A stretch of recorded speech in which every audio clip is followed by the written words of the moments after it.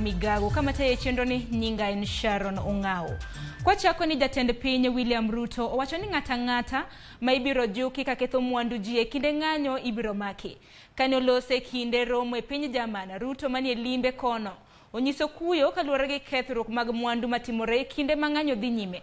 Ka olero ni jogo matiyo gi chenro makamano e timo kuo ibiro maki gi obila kendo ibiro kawnegi ondamo mano mar chik. Kenya is a democratic country, and our democratic credentials stand out in the African continent. We had the most transparent, the best election acclaimed by all the observers, whether EU, whether Africa Union, whether USAID, and all the actors that were present in that election. What is going on in Kenya is the usual challenges of democracy, where people want to challenge the rule of law.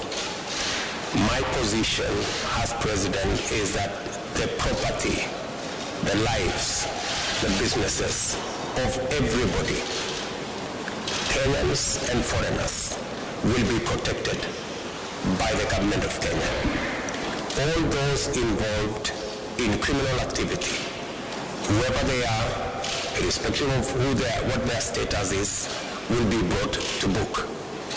It is unthinkable for any government to participate in the destruction of property of citizens.